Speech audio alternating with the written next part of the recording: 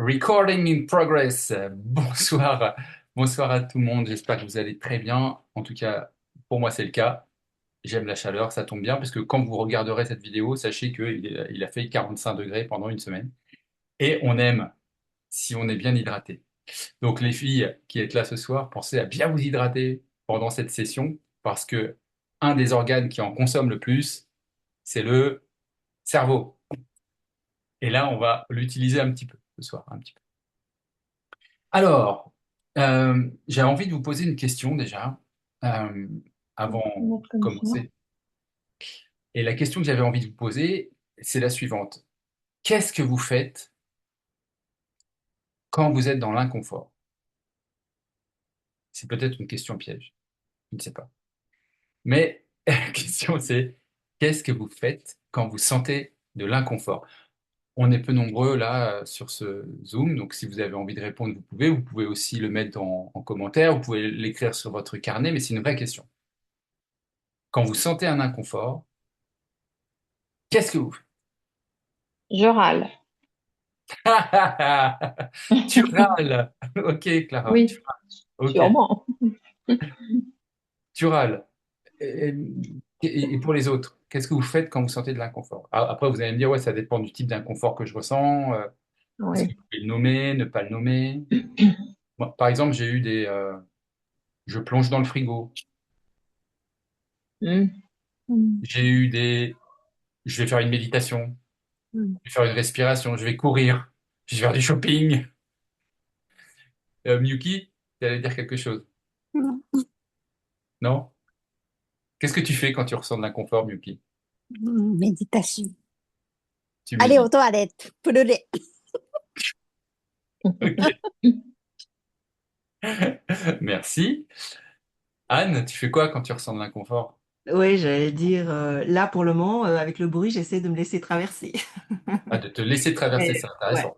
ouais. Mais sinon, c'est vrai qu'avant, c'était plutôt changer les idées ou la méditation. Très bien. Hmm. Et toi, Rose? Bah, ça dépend, mais naturellement, je pense que j'ai tendance un peu à résister physiquement ou à Ouais. prendre un peu sur moi. Hmm. Et jusqu'au moment où je sens que, pareil, il faut que ça sorte. Faut que ça sorte. Comme Ouais. s'il y avait un truc à sortir, un mauvais Ouais. truc qui est là et tu te demandes ce qui est là. C'est ça un petit peu? Bah, oui, c'est émotionnel, Ok. parfois. Bah, c'est intéressant déjà, parce qu'il y a plein de choses dans ce que vous venez de dire. Et j'imagine que les gens qui suivront ce replay pourront aussi se poser cette question. Moi, c'est vrai que je m'étais pas forcément posé la question. C'était évident pour moi quand je ressens de l'inconfort, ou d'être dans l'inconscience totale, c'est-à-dire faire des choses de manière automatique, ou bien de dire, ah bah non, moi, je j'ai pas envie de ressentir ça. Et c'est là que ça devient intéressant, parce qu'on nous a pas forcément éduqués à réguler l'inconfort, ou en tout cas à essayer de le comprendre. Nous, ce qu'on fait, et la plupart d'entre nous, c'est ce qu'on fait, et ce que vous avez là mis en avant, c'est une manière de fuir ou de combattre l'inconfort. Parce que c'est pas bien l'inconfort. Parce que l'inconfort, il est mauvais. Et j'ai besoin qu'il soit plus là.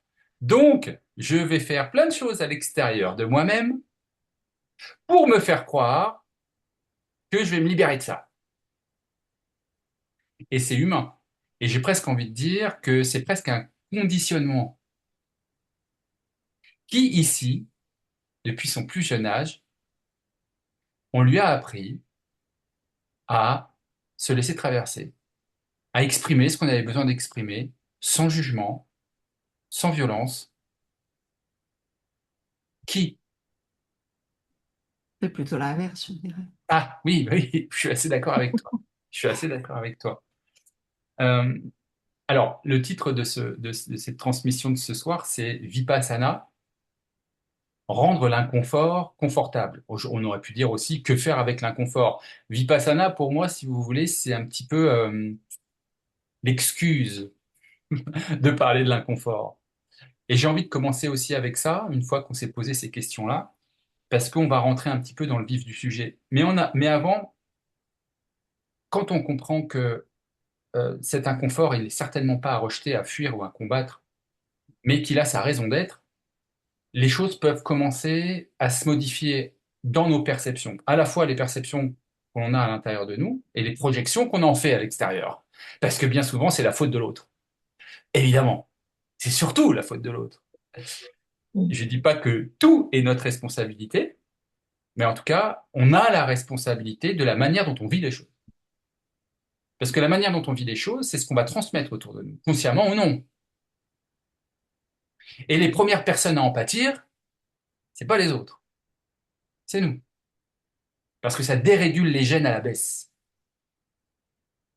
Et donc peut entraîner des problématiques de bien-être, de vitalité, de santé, etc., quand ça dure depuis trop longtemps. Donc, changer, finalement, est-ce que ça serait pas de modifier certaines habitudes, de sortir d'un schéma, de sortir d'une boucle émotionnelle? Je ne sais pas si vous avez déjà entendu ça. Je sais que certaines d'entre vous, vous avez même étudié ça et peut-être même vous accompagnez les gens à travers ce sujet-là. Mais en fait, qu'est-ce que l'inconfort? Qu'est-ce que l'on nomme inconfort? Et tu l'as dit, Rose, tout à l'heure, tu as parlé d'émotion. Donc, on peut faire un point rapide sur ce qu'est une émotion de mon regard. Et je tiens à dire tout de suite ce soir que ce que je vais vous raconter ce soir, ce qu'on va partager ensemble, n'a pas une velléité de vérité absolue. C'est mon expérience, j'ai envie de la partager ce soir, et ça a mis vraiment de la compréhension dans ma vie de tous les jours, et notamment dans la manière dont je vais pouvoir réagir à certaines situations. Parce que comment on sait que les choses changent à l'intérieur de nous, si ce n'est quand on est face à des expériences ou des situations, des rencontres, euh, et qu'on répond différemment. On peut appeler, entre guillemets, la résilience face à une parole, un acte qui va déclencher des programmes. Donc, si on parle rapidement de l'émotion, finalement, l'inconfort, c'est une émotion qui va engendrer un sentiment inconfortable ou un sentiment confortable. Là, on parle d'inconfort parce que qu'est-ce qu'on peut faire comme lien entre les deux? Ben, l'émotion, en anglais d'ailleurs, si on décompose un petit peu, on va appeler ça e-motion.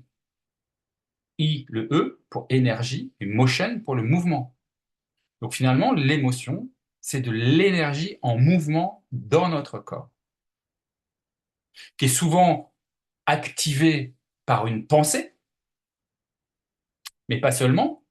Ça peut être un mot qu'on a entendu, une musique qu'on a entendue, une situation qui se passe autour de nous et qui vient déclencher inconsciemment la libération dans notre corps de la chimie. L'énergie en mouvement, e-motion, l'énergie, c'est quoi? C'est une vibration, c'est une fréquence qui porte en elle une information. Et cette information, c'est un message. Donc, qu'est-ce que ça veut dire, en gros? Ça veut dire que nous, êtres humains, eh bien, on a tendance à se laisser piéger par de la chimie corporelle. Et donc, puisqu'on est piégé par cette chimie corporelle, on a des mécanismes de défense qui sont complètement naturels. Moi, je suis pas en train de dire que c'est bien ça et que ça, c'est pas bien, pas du tout. Je pense que tout a une raison d'être et que c'est la manière dont on va vivre les choses qui vont faire que bah, ça peut changer ou ne pas changer.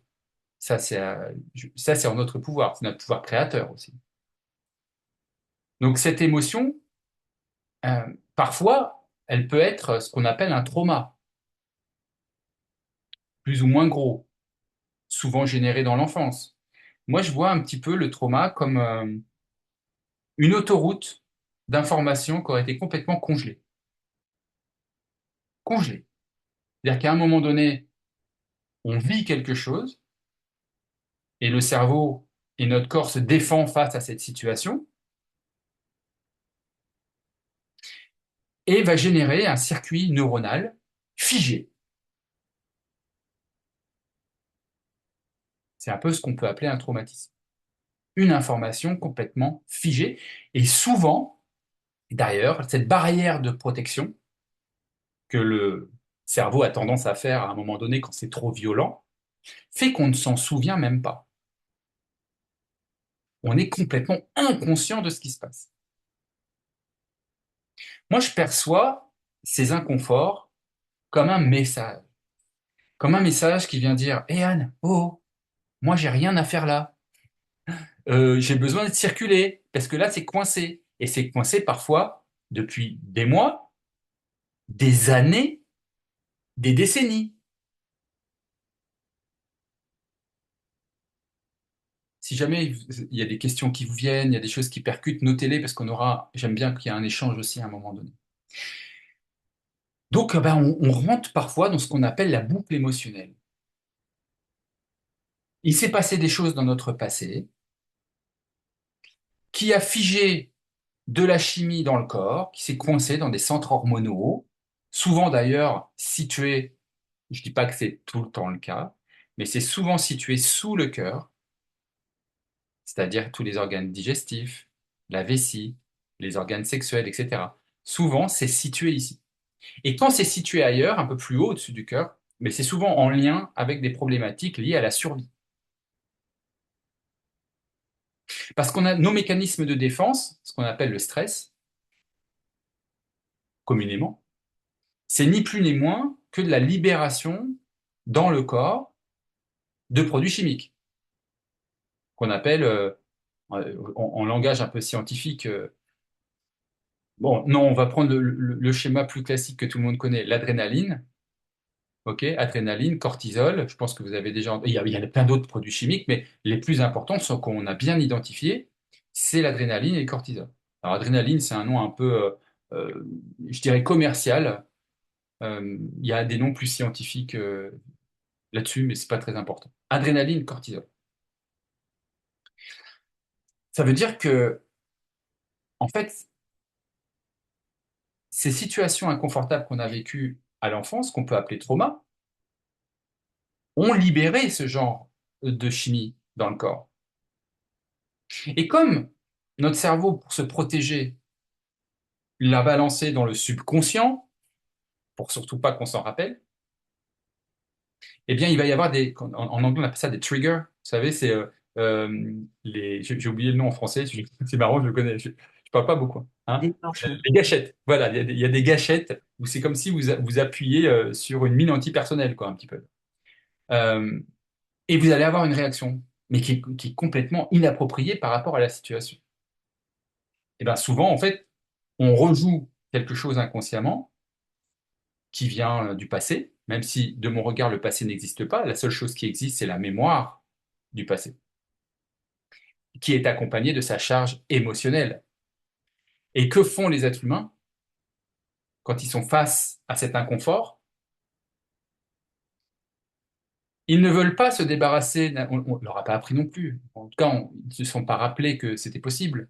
Ils ne veulent pas se débarrasser de la charge émotionnelle dans un premier temps. Ils veulent perdre la mémoire. Donc, qu'est-ce qu'on fait quand on veut perdre la mémoire?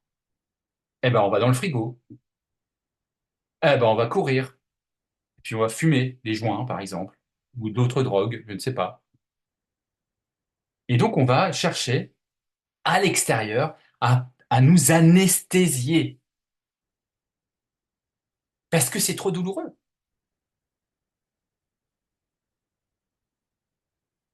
Et après, on te dit, bah, il faut méditer, ou il faut respirer. Mais oui, mais c'est vrai, ça marche.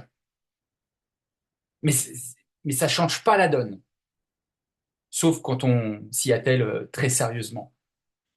Et c'est là où je veux en venir à Vipassana. Et j'ai envie de partager cette expérience que j'ai vécue avec vous. Peut-être ici, il y a des personnes qui ont fait Vipassana. Vipassana, c'est une méthode de méditation laïque. Enfin, je croyais que c'était une méthode de méditation laïque, la voie du silence, où finalement, on t'enseigne comment Siddhartha, le prince Siddhartha, est devenu Bouddha. Donc, grosso modo, comment il s'est libéré des racines de la souffrance. Et on te dit bien, c'est les racines de la souffrance, pas le tronc, pas l'écorce, pas les branches, la racine de la souffrance. Et c'est super intéressant. C'est extrêmement intéressant et je vais aller même jusqu'à la fin de Vipassana tout de suite. C'est-à-dire quand je suis ressorti de là, j'ai touché à une sensation de paix à l'intérieur de moi que j'avais jamais connue aussi puissante et aussi longue, parce qu'elle a duré pendant des semaines. C'était juste incroyable. Et j'ai compris pourquoi. Parce qu'on me l'a enseigné, du coup. Donc tous ces inconforts-là, ces émotions, ces boucles émotionnelles, finalement, on devient addict à une vie qu'on n'aime même pas. C'est-à-dire que pour réaffirmer notre addiction, pour écoutez bien cette phrase, pour réaffirmer notre addiction inconsciente à la décharge d'adrénaline et de cortisol qui est en lien avec des émotions coincées, des émotions inconfortables coincées dans certains endroits de notre corps, eh bien on va agir inconsciemment, parler d'une manière inconsciente pour finalement ressentir cette décharge d'adrénaline et de cortisol. Donc on rentre dans une boucle émotionnelle où on a l'impression qu'on ne peut pas sortir, que c'est plus fort que nous. Bon, je rappelle qu'on est des êtres illimités, dans un corps et un ego limité, qui a toute sa place, hein. Et c'est ça qui est juste incroyable, c'est-à-dire que tu deviens addict à une vie que tu n'aimes même pas. Et à chaque fois qu'une situation se présente, toujours la même réaction. Ça va prendre une autre forme, un autre visage, un autre masque, mais toujours la même réaction. Donc cette boucle émotionnelle, il faut comprendre qu'elle peut être complètement brisée en mille morceaux, hein. On n'est pas contraint à vivre avec cette boucle émotionnelle et avec ces programmes subconscients qui nous font vivre des inconforts et on ne sait pas quoi faire avec. Jusque-là, est-ce que ça va? Est-ce que c'est clair ce que je suis en train de vous raconter? Est-ce que ça vous parle surtout? Ouais? Vous avez le droit de me dire non, hein, si ce n'est pas le cas. Et si vous avez des questions à ce sujet, c'est possible d'en parler. Donc l'idée derrière tout ça, et c'est pour ça que je fais le lien avec Vipassana, c'est que imaginez un instant que vous soyez en capacité d'identifier le moment où l'inconfort arrive, d'identifier une programmation. J'imagine que pour ça, il faut un minimum de, et ça c'est un mot pour moi fondamental dans la lecture de ce soir, dans la transmission de ce soir, de présence. Et je pense que c'est la qualité de la présence qui peut faire toute la différence et qui peut rendre l'inconfort confortable. Je vais m'expliquer. C'est une question d'entraînement. Vous êtes ce que vous vous entraînez à devenir, consciemment ou non. Vous êtes, nous sommes, je suis, ce que je m'entraîne à devenir, inconsciemment ou non. J'ai accompagné pendant quelques années des hommes et des femmes, encore un peu aujourd'hui, et sincèrement, à un moment donné, j'invite les gens à s'entraîner, à se connecter à leur joie, d'accord? À leur gratitude. Et combien de fois, je ne sais pas si ça t'est arrivé, Anne, mais je sais combien de fois j'ai eu ah bah alors j'ai vraiment essayé cette semaine de ressentir la gratitude. Alors, je vois bien le concept, je comprends ce que c'est, merci, mais elle me dit, mais par contre, je le ressens pas du tout. Je dis, ok, si je te demande de te connecter à ta colère, oh, c'est tout de suite, tu sens le, ah bah ça, je sais faire. Ça se fronce, ça se redresse, le corps et tout. Ah bah ça, je sais. Mais tu t'es entraîné inconsciemment depuis combien d'années à te mettre en colère? Elle est où ta joie? Elle est où ta gratitude? Elle a toujours été présente. Tu sais ce que c'est, mais tu t'entraînes plus à ça. Parce que tu es pris inconsciemment dans une boucle émotionnelle qui te fait ressentir de l'inconfort et tu sais pas comment te dépatouiller de ça. C'est un petit peu comme un oiseau qui serait pris dans le mazout. Vous voyez?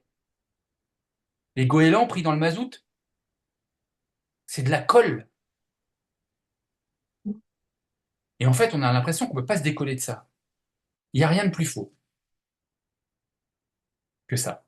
C'est juste une croyance. Je crois que je ne peux pas me dépatouiller de ça. Je crois que c'est le karma. Je crois que c'est à cause de la pleine lune. Je crois que c'est parce que Mercure rétrograde. Je crois que je suis comme ma mère. voyez? Toutes ces croyances-là, on nous les a inséminées inconsciemment, parfois consciemment, depuis notre plus jeune âge. Je tiens à faire un petit aparté sur l'enfance, rapidement. Il faut savoir que de 0 à 2 ans, le bébé, il est en mode delta, en onde cérébrale delta. Donc, c'est des ondes cérébrales de sommeil profond. OK? Les yeux ouverts. C'est-à-dire que 0 à 2 ans, c'est les ondes cérébrales delta du sommeil profond, réparateur, qui est présent. Donc, les ondes cérébrales delta, c'est aussi celles euh, qui participent à la programmation. Mais c'est surtout ce qui se passe après, de 2 ans à peu près 6 ans. Les enfants sont en ondes cérébrales θ. Et les ondes cérébrales θ, les hypnothérapeutes connaissent bien ces ondes cérébrales-là, parce que c'est celles qui nous permettent d'accéder à nos programmes subconscients. Donc de 2 à 6, à peu près 2 à 6, 2 à 7, ça dépend des écoles, mais on va dire 2 à 6, l'enfant, il va prendre tout ce qui se passe dans son environnement et il va en faire son programme. Papa, papa, papa, papa, papa. Ah oui, oui, papa, il a dit qu'il avait frappé maman parce qu'il l'aime. Ah d'accord, ah, c'est comme ça que ça marche. Ou mamie, je sais pas, quand elle casse une assiette, ou quand j'ai cassé l'assiette, elle m'a hurlé dessus. Ah d'accord, c'est comme ça que ça. Et en fait, pouf, tu commences à créer tous tes programmes pour la suite de ta vie. Et puis de 6 à 12, tu es en ondes cérébrales qu'on appelle les ondes cérébrales alpha, où tu es encore dans ton monde intérieur, mais tu es un peu plus en connexion avec ton monde extérieur. Donc de 2 à 6, même de 2 à 7, tu es vraiment pleinement dans ton monde intérieur. Alors, on parle souvent, hein, d'ailleurs, dans les traditions, de revenir à l'enfance, où les enfants seront sauvés. Il y a beaucoup de textes qui parlent de l'énergie enfantine, de l'enfant intérieur. On a déjà entendu parler de ça tous. Hein. Bah, vous êtes dans votre monde intérieur de 0 à 12 ans à peu près. De 0 à 12 ans. Et après 12 ans, on est en onde cérébrale bêta, c'est-à-dire vraiment là, on est vraiment connecté à l'extérieur et un peu moins à l'intérieur. Donc tout ce qui se passe dans cette partie de notre vie de 0 à 12, c'est crucial en fait. C'est crucial parce que c'est ce qui va faire de nous ce que nous sommes aujourd'hui. Enfin, c'est ce que l'on croit. Parce qu'on se dit, bah attends, si de 0 à 12 ans, moi j'ai vécu une vie de merde, pardon pour le terme, mais j'en ai pris plein la tronche, mais ça va être quoi ma vie d'adulte? Heureusement, le corps a des mécanismes, des manières de fonctionner qui nous protègent, mais à un moment donné, ces barrières, elles se lèvent. Imaginez quand même qu'à l'âge adulte, autour de l'âge de 35 ans, on a environ 70 000 pensées par jour. 70 000 pensées par jour. 90%, 90% de ces pensées, ces 70 000 pensées, sont les mêmes que la veille. Ce sont ce qu'on appelle des pensées redondantes. Et 70% de ces 90%, 70% sont des pensées dites négatives, donc qui génèrent et suscitent quoi? De l'inconfort. Et nous, qu'est-ce qu'on fait face à cet inconfort? On le fuit, on le combat, on va chercher à l'extérieur, c'est toujours de la faute de l'autre, ou alors il faut que je fasse quelque chose à l'extérieur de moi. Revenez à la petite enfance, revenez à l'intérieur de vous. Et donc c'est là que je vais reparler de Vipassana, parce que Vipassana, c'est exactement ce que c'est là où ça nous emmène en fait. Ça nous emmène à l'intérieur pendant 10 jours, 10 heures de méditation par jour, introspective, où ta conscience, ton focus est aiguisé dès les premiers jours, dès 4h30 du matin, à très peu manger d'ailleurs. Nous, ce qui nous différencie des animaux, enfin, il y a plein de choses qui nous différencient des animaux, mais il y a une chose, c'est que nous sommes doués de métacognition. Alors, je ne sais pas si vous avez déjà entendu parler de ce terme, la métacognition, mais c'est la capacité que nous avons, nous, êtres humains, à penser, à être capable de penser à nos pensées. Un animal, il est dans la survie. Alors, peut-être pas les dauphins, peut-être pas les éléphants, peut-être il y a des animaux un peu spéciaux qui sont capables de le faire, mais de manière générale, nous, êtres humains, on est capable de penser à nos pensées. Ça veut dire que on est capable de se dire, ce que j'ai fait là, est-ce que c'est juste? Est-ce que ça vient nourrir mes valeurs? Est-ce que ça vient nourrir ces rêves d'enfant? Est-ce que ça vient nourrir ma divinité? Ou est-ce que ça vient nourrir mon ego? Est-ce que ça vient nourrir mes schémas redondants, mes boucles émotionnelles inconfortables? Et c'est pas bien ou mal en fait. C'est juste là. Ce que je crois moi profondément, c'est que quel que soit le choix que l'on fait de nos réactions face au monde, on nous ramènera, ça sera recyclé. Ça sera recyclé d'une manière ou d'une autre. On retournera toujours là où on doit aller, avec plus ou moins de véhémence, plus ou moins de secouage, mais on reviendra là où on doit aller. Et c'est ça qui est intéressant à Vipassana pour moi, c'est que tu n'as pas d'autre choix quand tu le fais avec sincérité et avec, avec ton cœur, euh, tu reviens à toi à ce moment-là. Et donc, qu'est-ce qui nous est enseigné? Et là, on va aller vers les solutions. Qu'est-ce qui nous est enseigné dans Vipassana? Comment Siddhartha est devenu Bouddha? Le prince Siddhartha, c'est le Tony Robbins d'il y a 2000 ans. C'était la star de développement personnel, ce mec. Parce qu'il n'avait recours à aucune religion, à aucun outil appris dans une secte, auprès d'un gourou ou je ne sais quoi. Il s'est posé et il a été présent à lui-même. Et qu'est-ce qu'on apprend à Vipassana? C'est ça qu'on apprend, à être présent à soi. Et là, je vais dire le mot qui, pour moi, déclenche tout et devrait être d'ailleurs enseigné, enfin enseigné. On aide juste les humains à se rappeler hein, de l'évidence. Mais l'observation de soi, ce que j'appelle ose, observer la sensation avec équanimité. S'observer.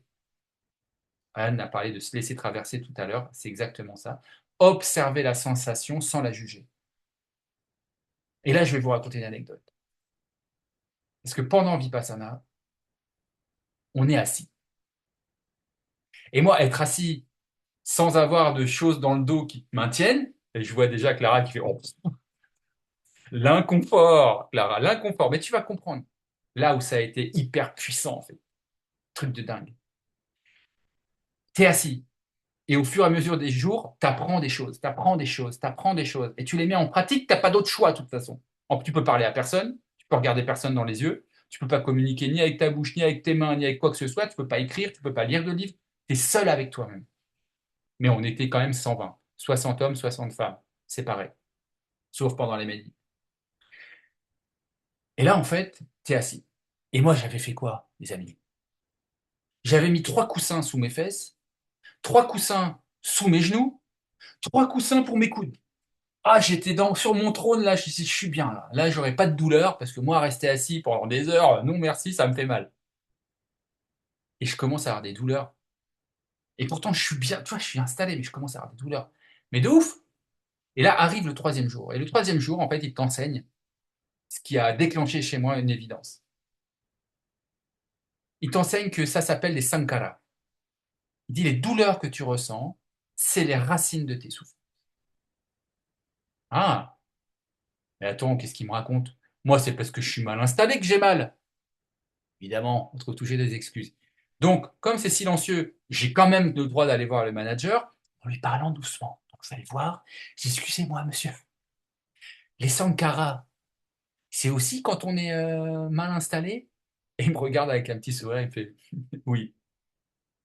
Et là, je comprends en fait que les douleurs que je ressens sont en lien avec des racines profondes de souffrance. Qu'elles m'appartiennent pas, parce que j'ai eu ça aussi il y a quelques jours. Oui, mais Steph, l'inconfort et tout, moi j'ai pris l'impression que je prends l'inconfort de l'autre. Qui c'est qui le ressent? C'est toi ou c'est quelqu'un d'autre? C'est toi. Donc ça marche quand même, ce dont on va parler là. Donc, je suis là avec mes douleurs et j'ai vraiment l'impression d'avoir un glaive de gladiateur enfoncé sous l'omoplate droit, quoi. C'est violent.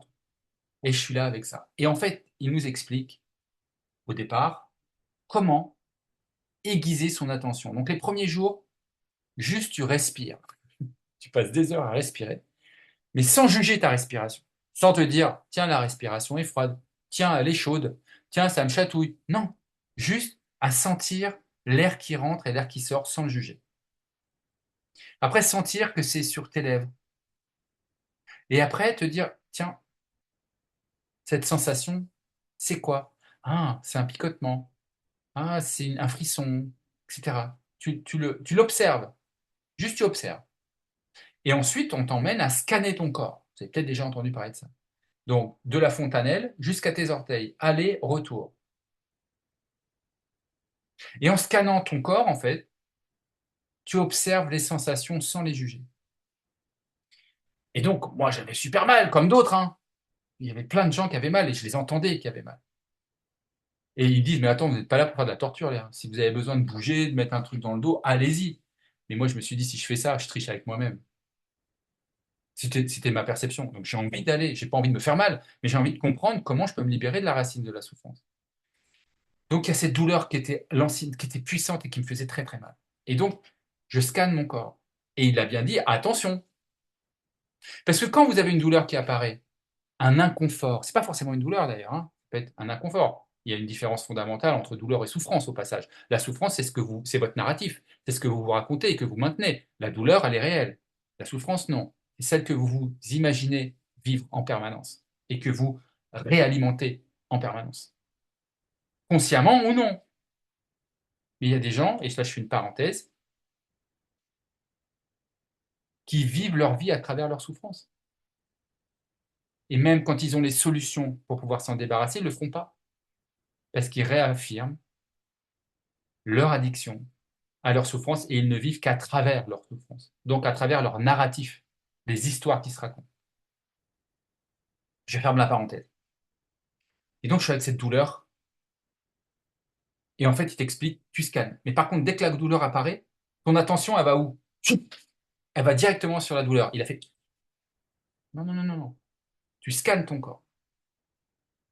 Et une fois que tu arriveras sur la zone douloureuse, à ce moment-là, tu pourras l'observer. Mais pas avant.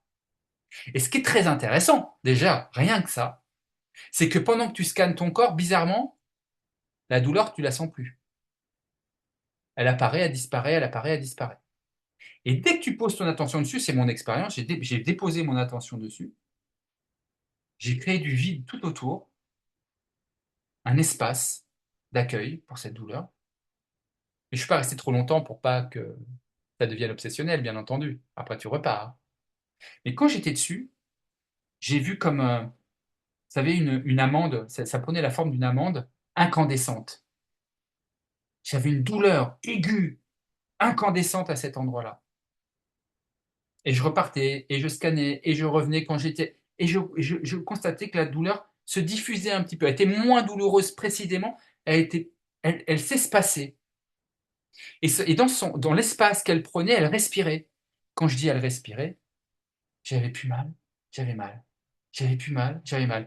Et c'est là d'où vient l'impermanence des choses, très reconnue dans le bouddhisme.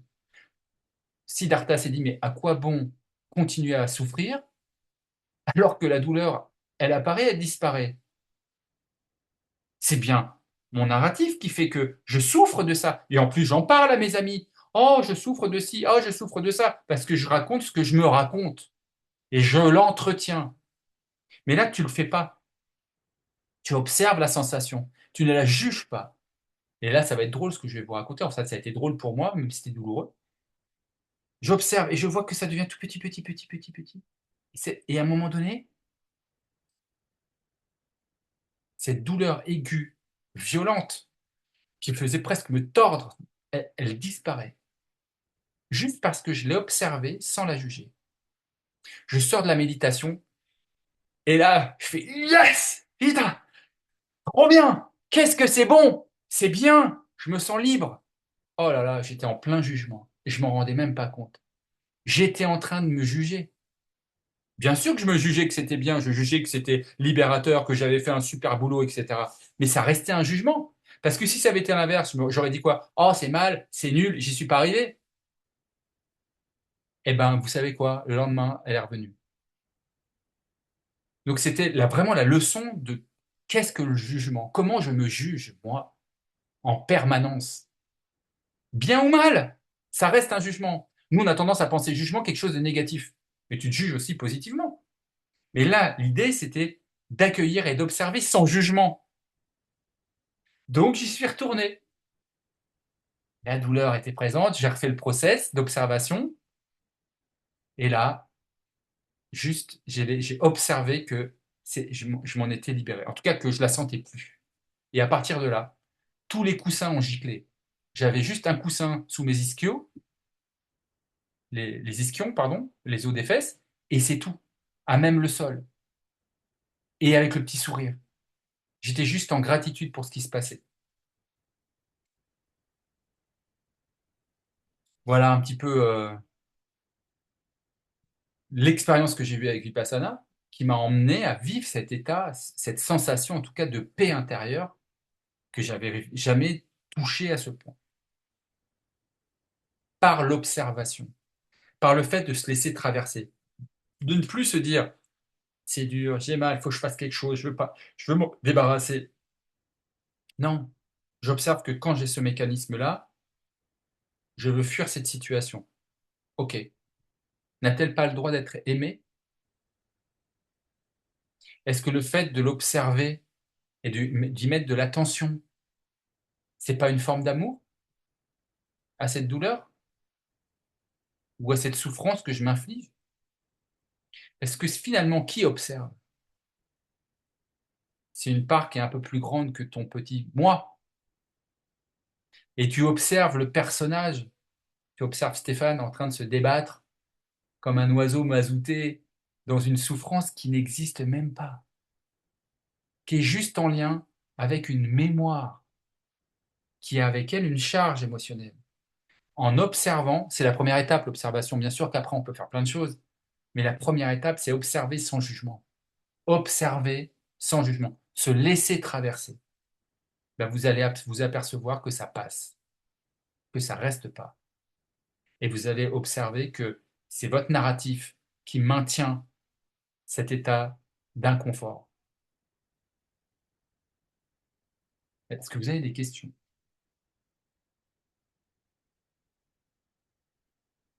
Non? Des questions où vous avez envie de rebondir?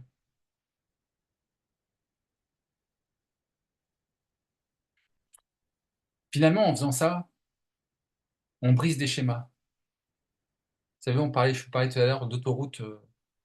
Quand on vit un trauma, c'est un peu comme une autoroute qui est complètement congelée. Quand on va vers un nouvel apprentissage, on crée des nouveaux circuits neuronaux. Notre boucle émotionnelle, c'est un circuit neuronal. Ben, on peut le modifier, mais ça demande un peu d'investissement personnel. Et cet investissement personnel, ça s'appelle de la présence à soi.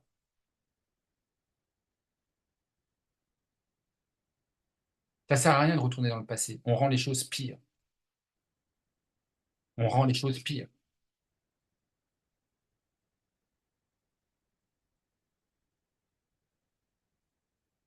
Donc, on va avancer un petit peu, si vous le voulez bien. J'aimerais que là, vous preniez un temps avec vous-même, juste pour noter, si vous y arrivez, bien sûr, parce que des fois, on n'en a pas conscience et on ne sait pas le nommer. Mais j'aimerais que vous preniez le temps de nommer 3 émotions inconfortables pour vous.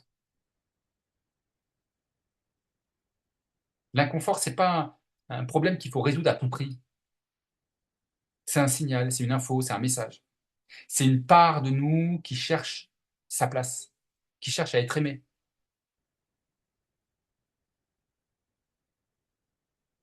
C'est ce que moi j'appelle la transmutation, et enfin ce que j'appelle, c'est pas moi qui l'appelle comme ça, mais je me le suis approprié. Il y a une différence fondamentale entre transformation et transmutation. Donc on a entendu transmutation avec Goldorak, hein. Moi je suis de la génération Goldorak, donc transmutation. différence entre transformation et transmutation, je vais vous le dire tout de suite, c'est que la transformation change la forme, mais ne change pas la nature. Si vous prenez un cube en métal, vous voulez le transformer, vous frappez avec un marteau sur les angles, vous en faites une boule de métal. Vous avez transformé le cube en boule de métal. La transmutation, c'est la capacité de changer la nature sans toucher à la forme. Le carré de métal devient un carré d'or. Et on a dans notre corps, énergétiquement, ce qu'on appelle l'athanor, c'est-à-dire le lieu de transmutation alchimique interne. En tout cas pour les alchimistes, c'est comme ça qu'on le nomme, c'est le cœur. C'est le cœur qui transmute. Bref, je vous invite donc à noter 3 émotions qui sont vraiment les plus inconfortables pour vous. Rappelez-vous que vous n'avez rien à réparer, vous n'avez rien à guérir, vous n'avez rien à comprendre tout de suite, vous n'avez rien à, à faire de spécial, vous avez juste à observer. Et là, je vous invite vraiment à observer les 3 émotions qui suscitent pour vous le plus d'inconfort.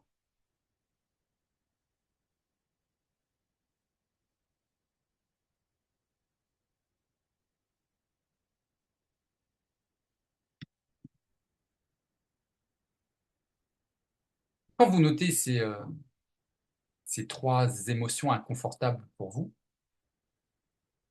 alors je peux en nommer quelques-unes, histoire de vous aider un peu, anxiété, tristesse, même si la tristesse elle a un côté particulier. Ça peut être vécu comme un inconfort, mais les pleurs notamment, c'est vraiment un processus d'élagage neuronal qui est fondamental. La tristesse, elle est vraiment libératrice, mais c'est encore une autre histoire. La tension nerveuse, la colère, euh, l'envie, la jalousie, la rage, la haine, la frustration, l'impatience,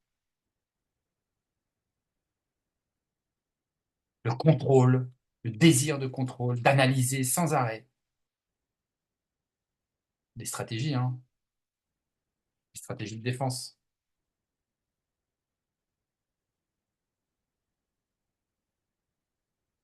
Prenez le temps.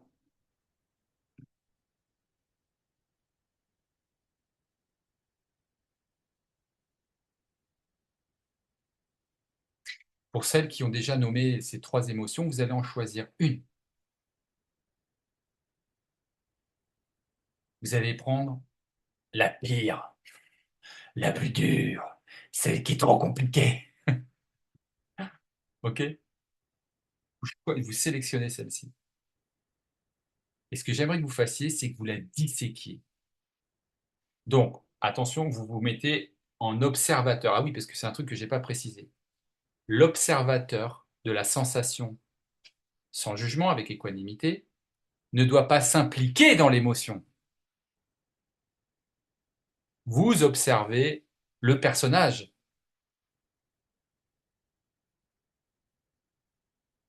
Et j'aimerais que vous la disséquiez. Ça veut dire quoi la disséquer? Quand vous ressentez ça, ok? Peut-être même juste avant que vous le ressentiez. Qu'est-ce qui se passe dans votre corps? Ça se situe où?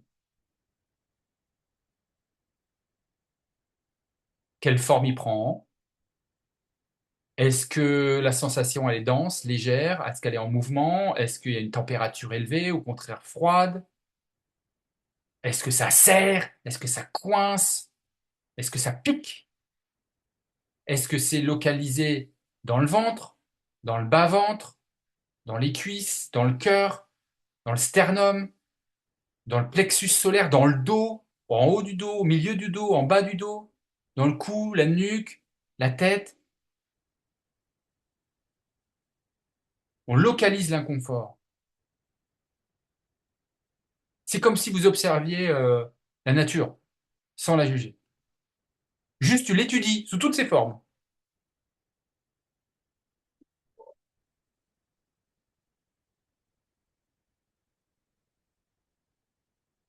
Ensuite, pour celles qui ont déjà visualisé ça, qui le savent, qui le sentent, au-delà de visualiser d'ailleurs, hein, qui ont presque la sensation, qui observent la sensation. Quand cette émotion inconfortable arrive, qu'est-ce que vous vous dites? Quel est le narratif qui arrive? Est-ce que vos sourcils se froncent? Est-ce que vos épaules descendent? Est-ce que la manière, comment vous parlez aux gens? Quelle posture vous adoptez physiquement? Qu'est-ce qui change? Qu'est-ce qui se passe entre le moment où vous vous sentiez légère, heureuse, à suivre votre joie, et ce moment où ça bascule? Il y a un moment où ça bascule. Et c'est ce moment-là où on peut tout changer. Pourquoi? Parce que pour que l'inconfort soit ressenti pleinement et s'installe, il faut 90 secondes. Vous avez 90 secondes pour tout modifier. Alors, si on ne le fait pas dans les 90 secondes, c'est pas très non plus. C'est juste une info, quoi. Sachez que si plus tôt vous le prenez, plus vite vous le transmutez, vous l'intégrez. Parce que pour moi, la transmutation, c'est de l'intégration.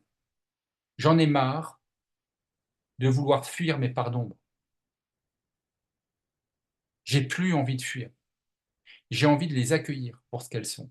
Elles font partie de moi et je vais leur apporter un peu d'attention et d'amour. Donc je vais faire danser ensemble ces parts de moi, lumineuses et d'ombre. J'en ai plus peur. Je les accueille et je les accepte pour ce qu'elles sont.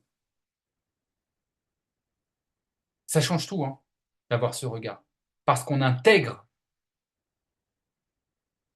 toutes nos parts et on les transmute. Elles ne sont plus un plomb, elles deviennent de l'or, quelque chose de léger, de plus subtil, de l'énergie qui recircule dans votre corps parce qu'elle va être recyclée.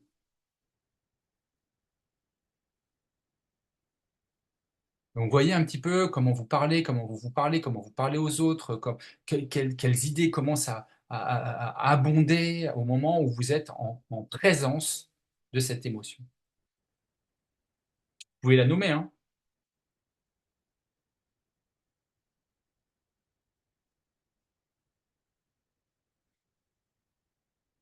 Toujours dans l'observation. Vous êtes observateur. Parce que dites-moi quelque chose. Quand quelque chose est dans l'ombre, on ne le voit pas. Mais quand vous y mettez de la lumière, vous le voyez. Et plus vous allez mettre de lumière sur vos ombres, non pas à les juger, non pas à vouloir les fuir ou les combattre parce que c'est pas bien, mais juste y mettre de la lumière, de la conscience, de l'énergie. Juste que vous comprenez qu'elle existe. Vous lui dites que vous existez. Tu existes. Je te vois. Je te vois. Je te reçois comme une partie de moi. Très belle chanson d'ailleurs.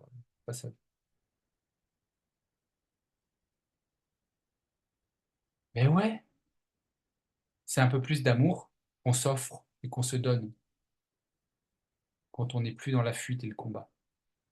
C'est une manière de s'abandonner. Donc plus vous allez observer le mécanisme de défense que vous avez conçu, et merci à ce mental, merci à cet ego, merci à ces peurs de m'avoir permis de survivre toutes ces années. Maintenant, je lâche, j'accueille. Donc voilà, une fois que vous observez comment vous réagissez, où est-ce que c'est localisé, je l'ai nommé, bah, vous pourrez plus dire que vous la voyez plus. C'est tout l'intérêt de Vipassana, les amis. C'est tout l'intérêt de faire certaines cérémonies. Parce que quand vous êtes face à vous-même, eh ben, les petites voix que vous n'entendez pas dans la journée, qui vous poussent à faire des choses, à dire des choses d'une certaine manière que vous regrettez après, ben là, vous les entendez. Tu dis, waouh, ah, ok. Je vous donne une anecdote qui ne vient pas de moi, qui vient du docteur Joe Dispenza quand il était dans la fracture de sa colonne vertébrale.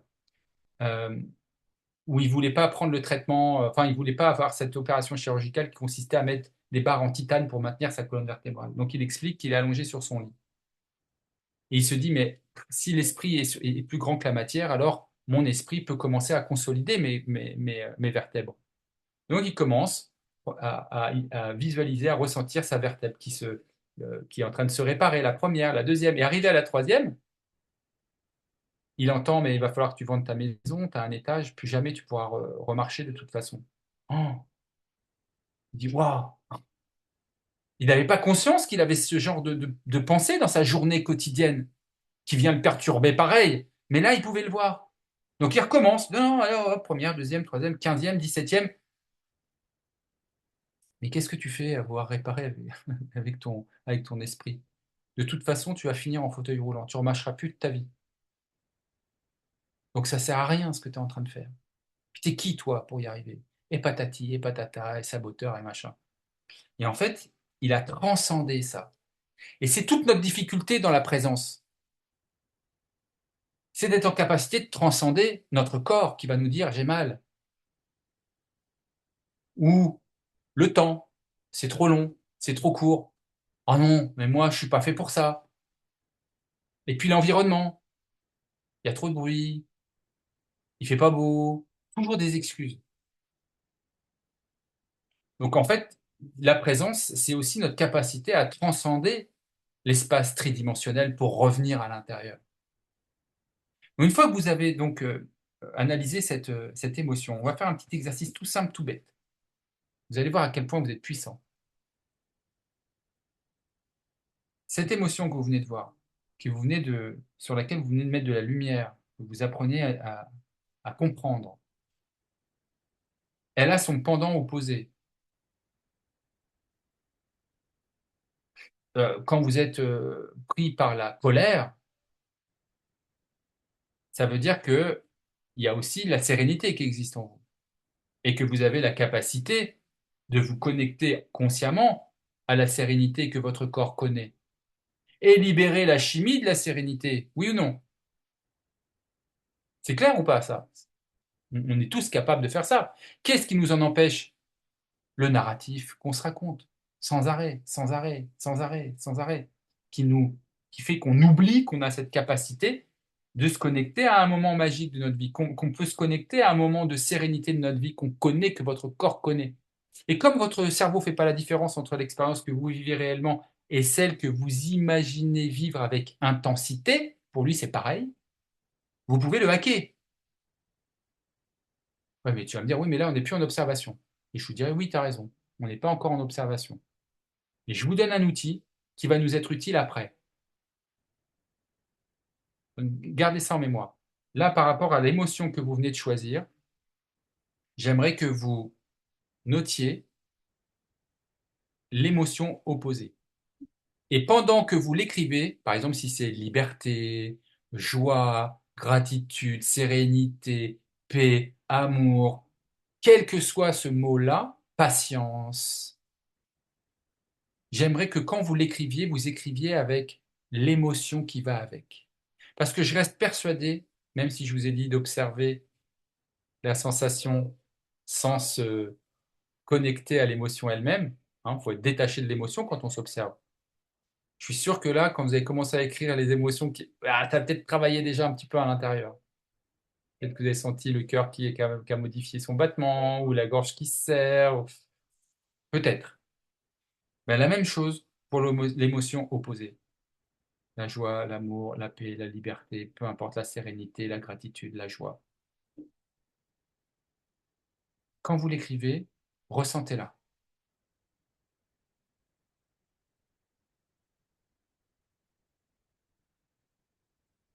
Ressentez-la. Et vous observez ce que ça vous fait sans vous juger. Tiens, quand je suis en train de ressentir cette sérénité, le personnage là, comment il est? Est-ce qu'il se sent plus léger? Est-ce qu'il y a des vibrations? Est-ce qu'il y a un sourire? Est-ce que son visage s'illumine? Est-ce qu'il est moins fermé? Est-ce qu'il est plus ouvert? Est-ce qu'il a envie de communiquer avec le monde, de rentrer en relation?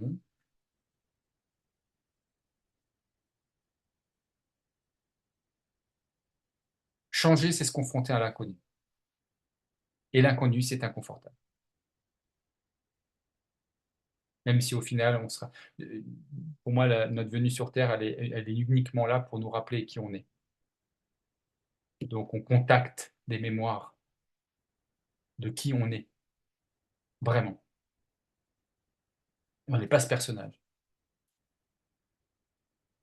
On le vit pleinement. Et je pense que ça aussi, ça fait partie de notre vie, c'est-à-dire vivre pleinement cet espace tridimensionnel. Quand on mange une fraise, on la kiffe. Quand on se laisse traverser par la colère, eh ben, on se laisse traverser par la colère. Et vous savez, moi, je perçois beaucoup cette histoire de, par exemple, si on prend la colère, un petit peu comme quelqu'un qui fait de l'escalade. Quelqu'un qui escalade, c'est-à-dire qui grimpe, qui grimpe, qui grimpe, il a besoin de quoi quand il escalade?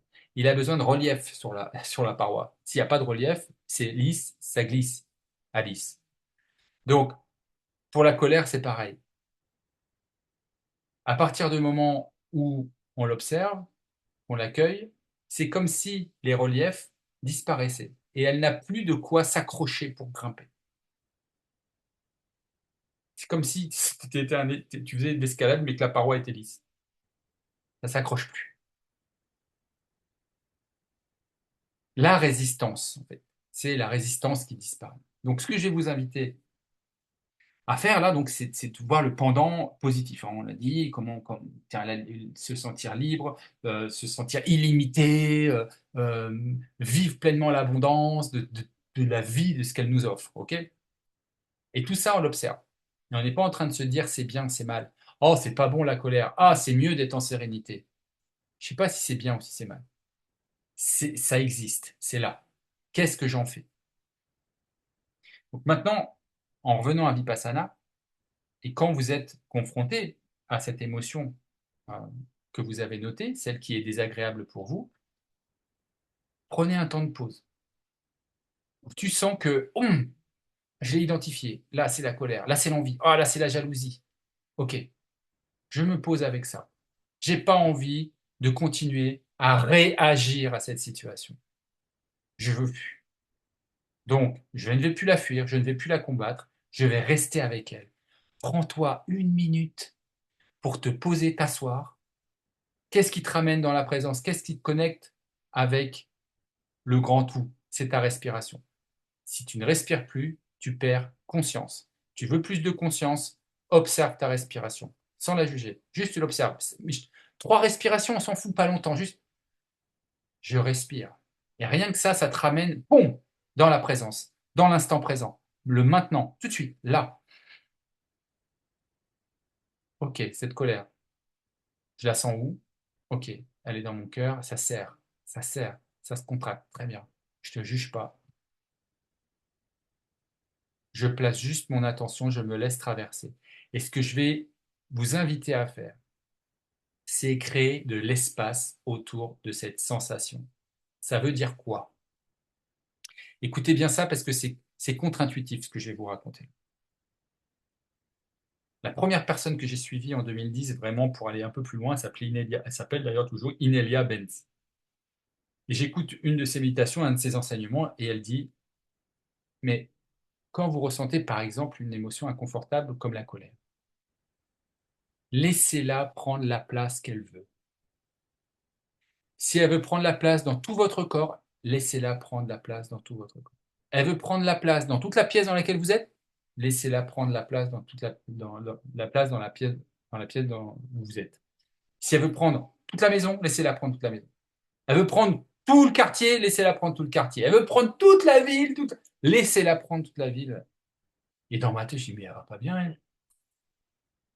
Mais je vais pas laisser la colère prendre tout l'espace. Ce que j'avais pas saisi, c'est que à partir du moment où tu observes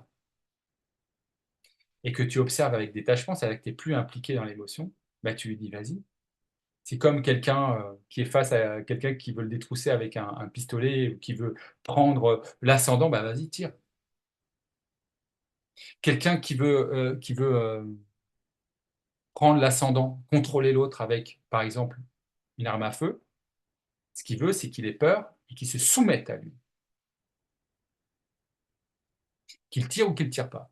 Quand tu as en face quelqu'un qui n'a absolument aucune peur, qui dit vas-y, libère-moi, tire. D'un seul coup, je ne vais pas dire que à chaque fois la personne ne va pas le faire. Je n'ai pas cette expérience. Ce que je sais, c'est que là, il y a une hésitation. Là, il y a quelque chose qui fait reculer. Et bien, c'est pareil, la colère. Tu as besoin de prendre la place, prends la place. Mais ça, c'est contre-intuitif. On n'a pas été habitué à ça. Et moi, je vous invite véritablement à le faire. Pas le faire quand vous êtes complètement pris dans l'émotion, parce que vous allez péter un câble. Mais à partir du moment où vous installez, vous êtes en présence de vous-même, que vous observez ce va-et-vient de cette énergie qui est coincée à l'intérieur de vous, et que vous lui créez de l'espace pour qu'elle puisse prendre l'espace qu'elle veut, parce que vous l'autorisez à être comme elle est, juste comme elle est. Tu as le droit d'être là. J'ai le droit d'être en colère. Tu as le droit d'exister. Et est-ce que je suis vraiment en colère ou est-ce que c'est mon personnage qui ressent ce qu'on appelle colère? Parce que ce qu'on appelle colère, c'est juste de la chimie. Vous pouvez ressentir cette émotion sans être cette émotion. Vous n'avez pas à vous identifier à cette émotion, même si vous avez entendu toute votre vie, mais de toute façon, tu es impatiente, toi, tu es comme ton père, ou tu te mets en colère, tu es soupolé, tu es comme ta mère, et comme si, et comme ça, et comme si, entendre ça, tu es timide, ou tu es ci, tu es ça. Et finalement, bah, tu crois que tu es cette émotion. Bah, bien sûr que non. Tu n'es pas anxieux. L'anxiété est présente. Qu'est-ce que tu en fais? Et après, il y a un questionnement qui peut arriver quand vous êtes face à ça. C'est qu'essaies-tu de me montrer? De quoi as-tu besoin? Elle a besoin d'être entendue. Et vous ne cherchez pas la réponse. Il s'agit, quand vous vous posez ces questions-là, du qu'est-ce que tu essaies de me montrer? Pourquoi tu es là? De quoi as-tu besoin? Vous ne cherchez pas une réponse ou à forcer une réponse absolument parce que le mental va vouloir répondre à cette question. Non, vous ouvrez un espace d'écoute à ce moment-là. Vous ouvrez un espace d'écoute. Et vous savez, il y a une méthode qui est exceptionnelle, je trouve. C'est un petit peu comme quand on perd ses clés. À un moment, on se dit, bon, je ne sais pas où elles sont. Tiens, je me pose une question. Qu'est-ce que j'ai fait de mes clés? Donc le mental, oh, on va chercher les clés, on ne les trouve jamais. Par contre, quand vous vous dites, ah, j'ai perdu mes clés, bon, elles réapparaîtront quand le moment viendra. Et elles apparaissent à l'endroit où peut-être vous avez cherché 10 fois avant. Ça vous est jamais arrivé, ça? Moi, ça m'arrive. Ça veut dire que vous pouvez poser la question à votre subconscient et le laisser trouver la réponse pour vous. Vous laissez la réponse vous trouver. J'adore cette phrase de Rumi, ce poète soufi, qui dit ce que tu cherches te cherche aussi. Et moi, j'ajoute que c'est en lâchant prise et avec gratitude que ce que tu cherches te trouvera. Donc, quand vous êtes face à cette émotion, vous l'observez. Vous n'êtes pas cette émotion. Vous êtes le personnage qui est en présence de cette émotion. Et elle ne vous appartient même peut-être pas. Peut-être qu'elle vient de vos parents, de vos grands-parents, de vos amis, je ne sais pas quoi. Peu importe. En tout cas, en attendant, c'est vous qui la ressentez. Ensuite, vous posez la question au subconscient. Qu'est-ce que tu veux me montrer? C'est quoi le message? De quoi as-tu besoin? Mais en fait, on connaît son besoin. Elle a juste besoin d'attention. Vous avez cherché à la fuir toute votre vie. On porte tous des parts. Vous voulez être celle qui est forte, peut-être. La part de la forte, qui porte tout sur ses épaules. Celle qui a peur, elle est bien connue pour ça. Celle qui veut être aimée, celle qui veut tout contrôler, pardon. Celle qui veut fuir, qui veut surtout fuir les conflits. L'observation bienveillante, l'observer la sensation avec équanimité, c'est la reconnaître, c'est leur laisser une place. Et vous allez voir, ça va réduire le conflit intérieur, mais c'est comme un ballon de baudruche, ça va. Ça, c'est l'intégration. Vous n'êtes plus en train de chercher à transformer quelque chose. Vous transmutez, vous intégrez toutes vos parts et vous en faites autre chose. Vous n'avez plus besoin de fuir, vous n'avez plus besoin de combattre. Vous avez seulement à observer que vous n'évoluez pas. Vous êtes le processus d'évolution lui-même.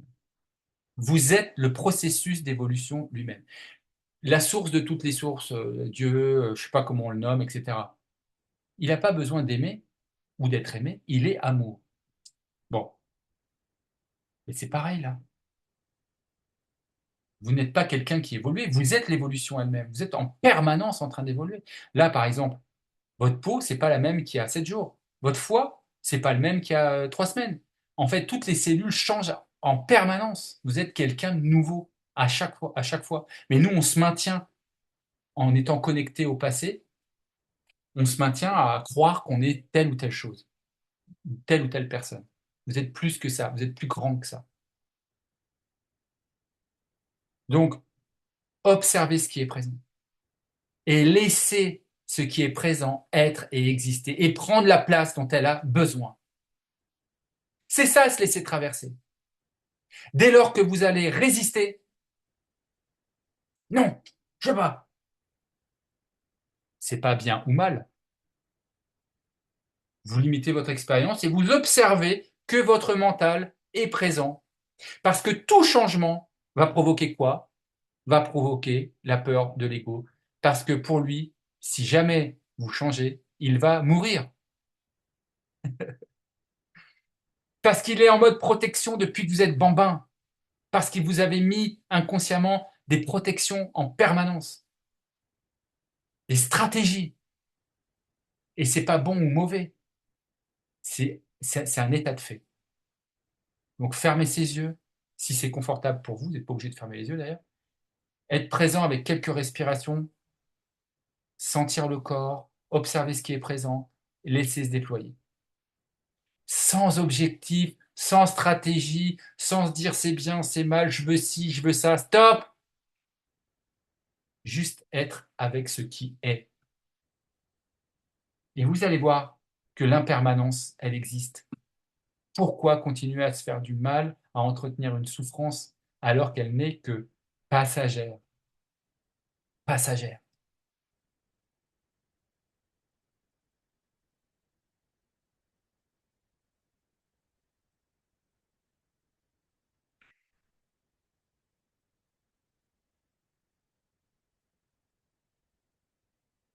Après, bien sûr, je, moi je crois profondément aujourd'hui que le fait d'être observateur, sans juger, de laisser être ce qui a besoin d'être en présence, permet de vivre nos méditations, nos respirations, nos shoppings, d'aller dans le frigo avec tellement plus de joie et de présence. Et vous m'avez peut-être entendu dire le mot joie plusieurs fois, parce que ça, c'est une clé qui est fondamentale. Et je vous le dis parce que c'est mon père décédé qui m'a fait passer le message. Suivez votre joie. Suivez votre joie. Et s'il y a plusieurs joies, prenez la plus intense. Restez avec la plus intense, mais suivez votre joie. Et ça rend joyeux d'aimer toutes nos parts. C'est peut-être une joie un peu indicible, hein? Mais qu'est-ce que ça fait du bien. Et après, bah, si vous avez besoin de balancer votre corps, bouger vos épaules, lâcher vos bras, faire des mouvements corporels, vous allez plus le faire parce que vous cherchez à fuir ou combattre quelque chose qui est inconfortable. Vous allez le faire en conscience et en présence que vous avez le droit d'être. Vous avez le droit d'être en présence de votre colère. Vous avez le droit d'être en présence de vos envies, de votre jalousie, de ceci, de cela, peu importe ce que vous avez nommé. Mais vous n'êtes plus identifié à cette émotion. Vous n'êtes plus identifié avec cette émotion. Vous êtes le personnage qui est en présence de cette émotion. Et ça change tout.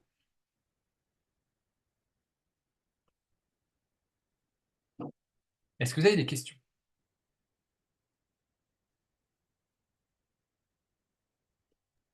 Ou C'est pas? quoi ta citation Oui. sur la joie? Je sais, parce que je la connais en plus, mais ta citation sur la joie que tu disais là il y a quelques secondes.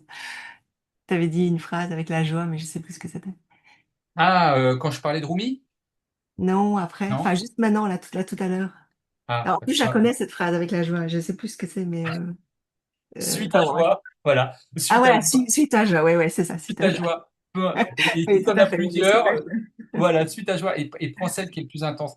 Oui. C'est vraiment, ça a été très impactant cette histoire de joie parce que mon, mon- mon papa est décédé dans des circonstances un petit peu brutales, assez rapidement en fait. Voilà.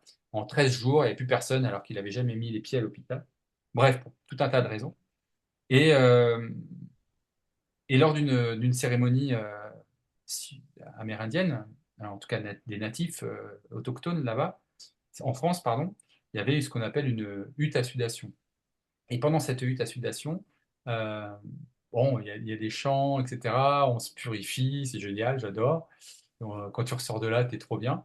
Et là, il y a la dame, la femme, qui s'appelle Stéphanie, qui était en train de mener cette hutte, qui vient me voir discrètement à côté. Elle me dit, bon, il y a un truc qui s'est passé quand même, je voudrais te partager.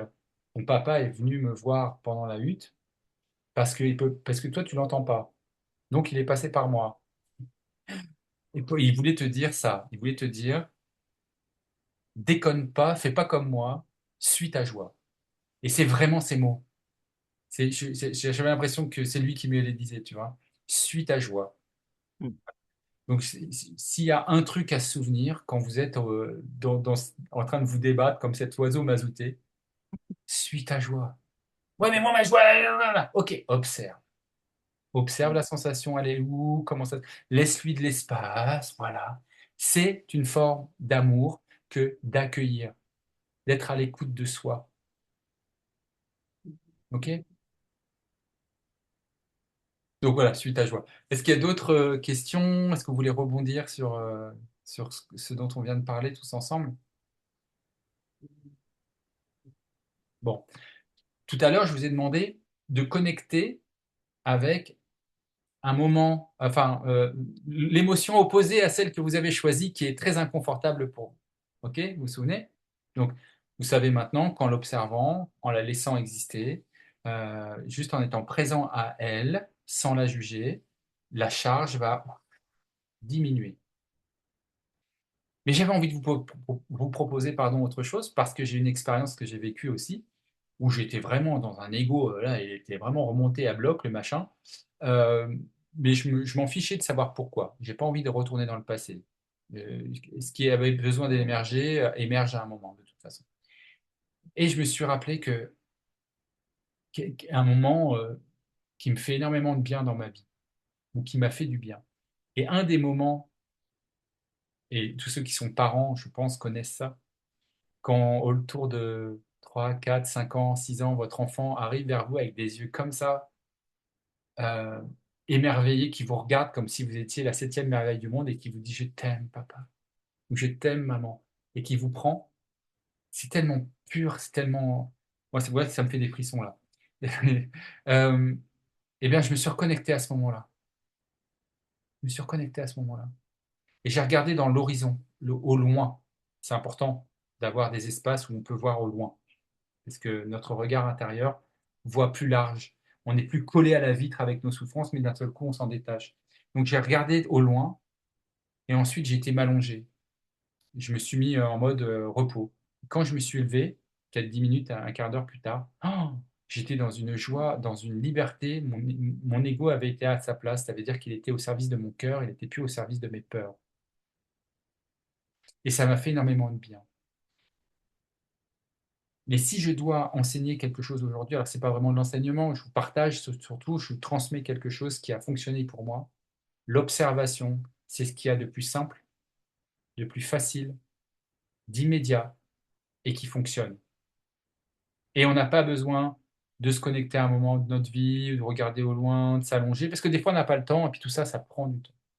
Alors que quand on crée un espace qui dure 3, 4, 5 minutes, à se laisser traverser, à observer, à permettre, juste retenez bien cette précision qui est fondamentale.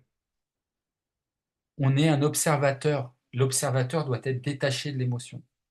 Si vous êtes complètement pris dans l'émotion, vous n'êtes pas observateur. OK? Donc c'est comme si vous aviez une petite caméra, piou, vous devenez omnipotent, omniscient, omniprésent, hop, et vous observez votre personnage sans être pris dans l'émotion. Et c'est ce que j'appelle ose, hein, je vous le redis, ose. Observer la sensation avec équanimité. Avec équanimité, sous-entendu, sans jugement. Et ça fonctionne, c'est rapide, ça baisse la charge. Et ensuite, bah, si vous avez un peu de temps et que vous voulez faire une méditation du cœur, vous mettez votre main sur le cœur, vous vous connectez à un moment magique de votre vie, et bien là, vous venez renforcer l'ancrage de votre capacité de résilience face à une émotion qui vous était inconfortable et que vous ne saviez pas du tout gérer. Ok? Donc là, je vais vous proposer une petite. Alors, j'ai pas envie de l'appeler méditation parce que ça voudrait dire qu'il faut faire quelque chose, mais je vais quand même l'appeler méditation, qui sera sans musique, juste là avec nous, toi, entre nous, quelques étapes. De toute façon, vous aurez le replay, donc vous pourrez prendre quelques notes si jamais il y a des. De toute façon, on se souvient exactement de ce dont on doit se souvenir. Donc là, même s'il n'y avait pas de replay, tout ce que vous avez mis comme graine, ce que vous vous souvenez, c'est ce que vous deviez vous rappeler. Et puis les choses réémergeront. En tout cas, là, pendant qu'on y est, je vais vous demander de vous installer juste dans une position confort, que ce soit, voilà, vous ne soyez pas trop serré avec une ceinture, une montre, les lunettes, on peut les enlever, le téléphone, on peut le mettre sur mode avion, par exemple. Et voilà, que vous soyez léger. D'ailleurs, si vous avez un collier autour du cou, une paire de lunettes, une montre, j'aimerais bien que, avant de le retirer, vous ressentiez ce que ça fait de le retirer. Ça, c'est une expérience que j'ai vécue aussi. Euh, J'avais toujours un collier, souvent des colliers autour de mon cou. Et il y avait une femme qui était dans l'assistance qui avait toujours son collier aussi. Il lui a dit, bah tiens, je t'invite à retirer ton collier et j'aimerais que tu ressentes ce qui se passe avant et après. Et rien que le fait de retirer quelque chose qui est sur nous, si on est un petit peu présent à nous-mêmes, on se rend compte que ah, c'est plus léger, comme s'il y avait un poids en moins. Donc installez-vous confortablement, bien entendu. Vous pouvez fermer les yeux si c'est confortable pour vous. Si c'est pas confortable pour vous, vous pouvez les laisser demi-ouverts, ouverts. C'est vraiment comme vous le sentez. Vous allez prendre juste un moment pour observer. Donc l'observateur de Miyuki, l'observatrice, pardon, de Miyuki, l'observatrice de Clara, l'observatrice de Anne, l'observatrice de Rose. Vous vous observez. Vous observez le personnage assis et qui va respirer. Vous allez poser votre attention juste sur le flux de l'air qui entre et qui sort sans le juger. Il n'est ni chaud, ni froid, ni encombré, ni facile, ni plus à droite, ni plus à... Il est juste présent. Vous êtes présent à ce souffle de vie qui entre et qui sort. Et vous ne changez rien. Vous l'observez.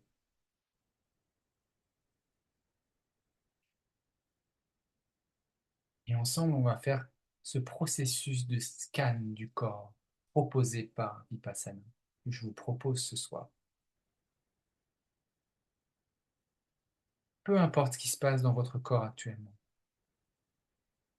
Je vais vous inviter à poser votre attention, l'observateur, qui va observer la sensation dans la zone de la fontanelle.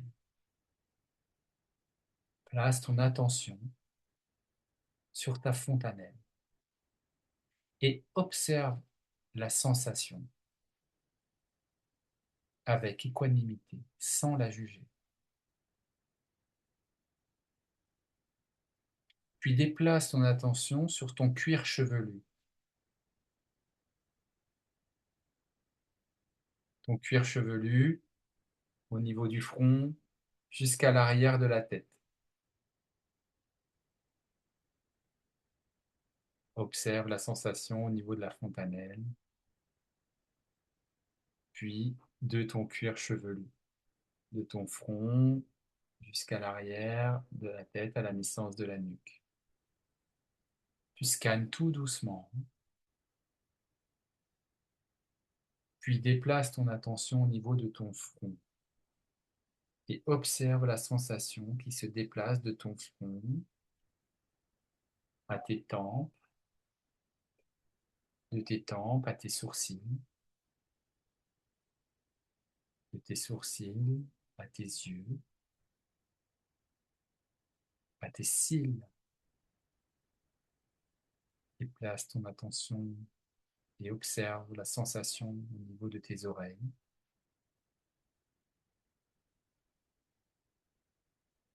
les pommettes, les joues, l'arête du nez, les narines, les lèvres, jusqu'au menton et la mâchoire.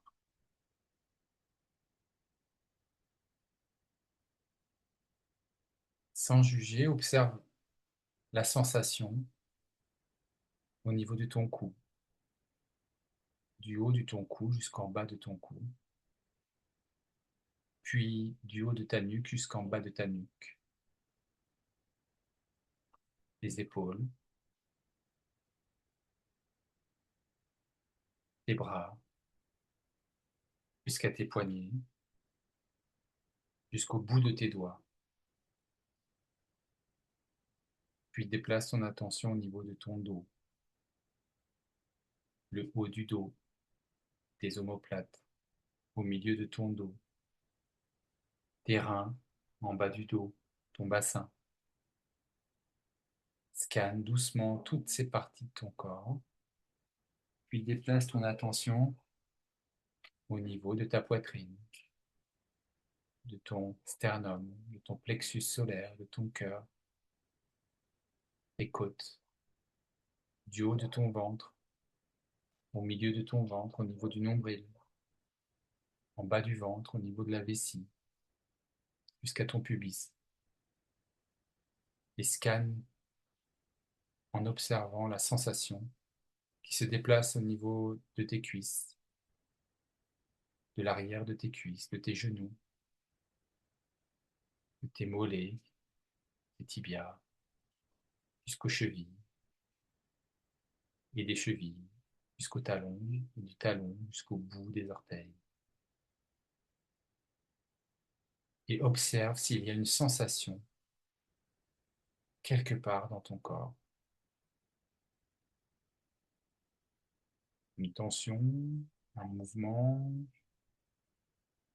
une zone plutôt neutre, tout est bienvenu. Et si une sensation d'inconfort est présente, alors juste laisse-la être. Observe-la simplement. Quelle est sa forme, sa texture, son intensité. Et laisse-la évoluer librement.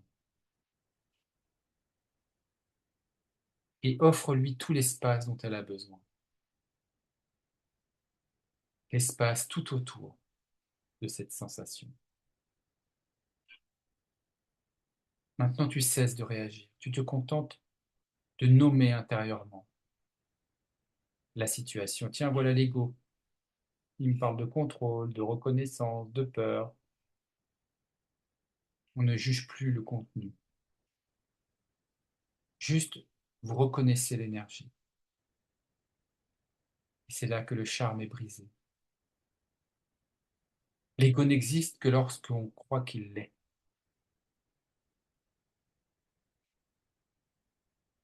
Continue d'observer la sensation physique.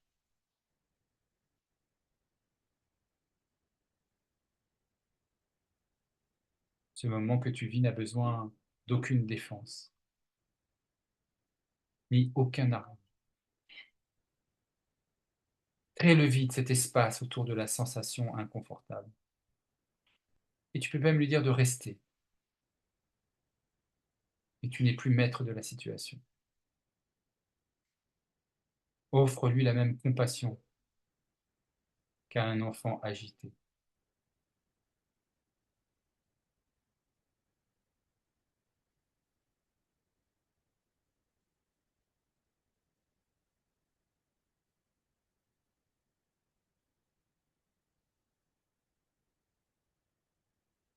Laisse-lui l'espace dont elle a besoin. Offre un espace si grand qu'il se perd dans l'infini.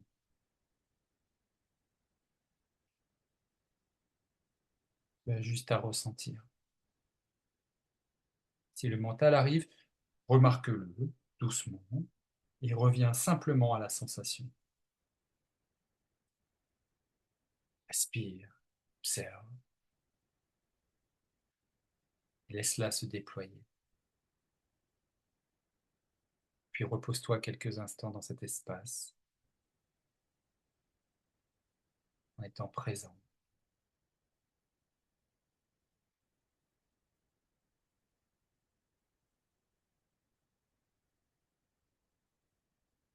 Et vous noterez que la sensation diminue, qu'elle change de forme, qu'un relâchement se produit.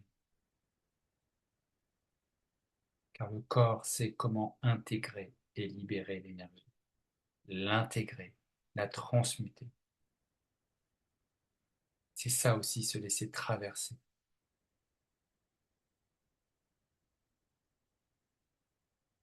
Et avant d'ouvrir les yeux, je vais vous inviter à exprimer une profonde gratitude pour ce moment passé avec vous-même, à observer la sensation, à l'aimer pour ce qu'elle est.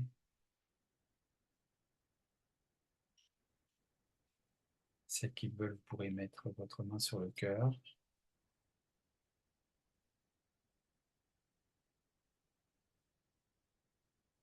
Quand ce sera le moment pour vous, vous pourrez doucement ouvrir les yeux et en ouvrant les yeux, continuer d'observer ce qui se passe en vous, bien sûr, mais aussi dans l'espace autour de vous.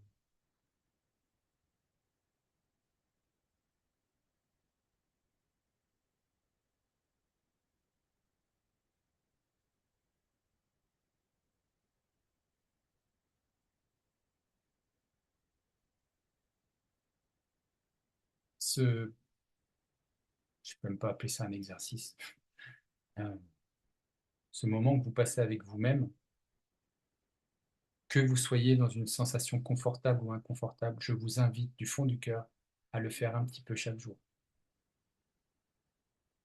Que vous soyez dans l'inconfort ou dans le confort, on s'en fout. Vous allez apprendre, réapprendre à vous rappeler à quel point vous pouvez être présent et présente aux sensations. Et ensuite, vous verrez que le discernement, votre guidance intérieure va devenir de plus en plus fine. Et vous saurez ce qui vous appartient de ce qui ne vous appartient pas. Si la sensation inconfortable est là pour vous dire ne prends pas cet avion, ou si au contraire prends cet avion, tu n'as rien à craindre. Ça développe l'intuition, la guidance, plus de stabilité et d'ancrage, et surtout moins de résistance, quoi.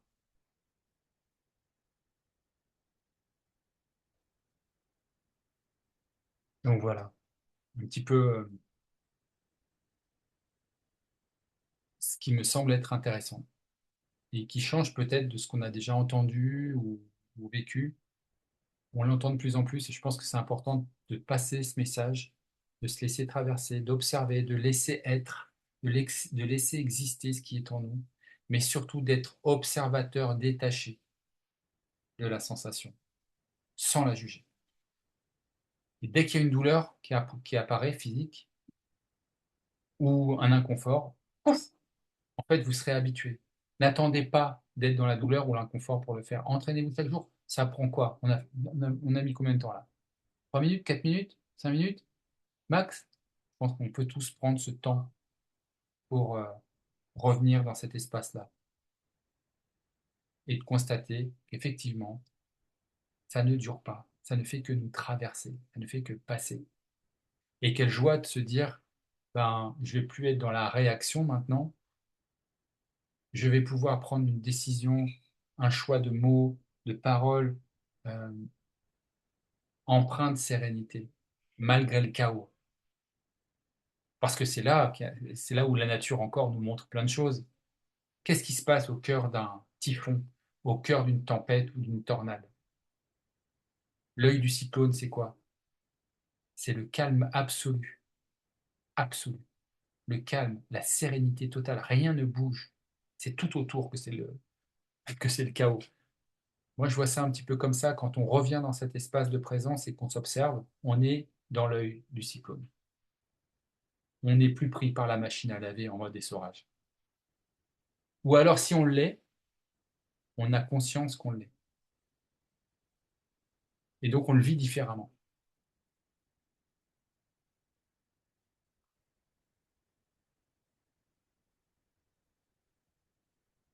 Est-ce que vous avez envie de partager quelque chose? En fait, ça me fait penser aussi à la méthode de, je ne sais pas si vous connaissez NERTI de Luc Geiger, parce qu'on passe aussi par observer les sensations du corps quand on est en émotion ou en surréactivité, pour laisser justement euh, faire évoluer cette émotion, donc ne pas la contrôler.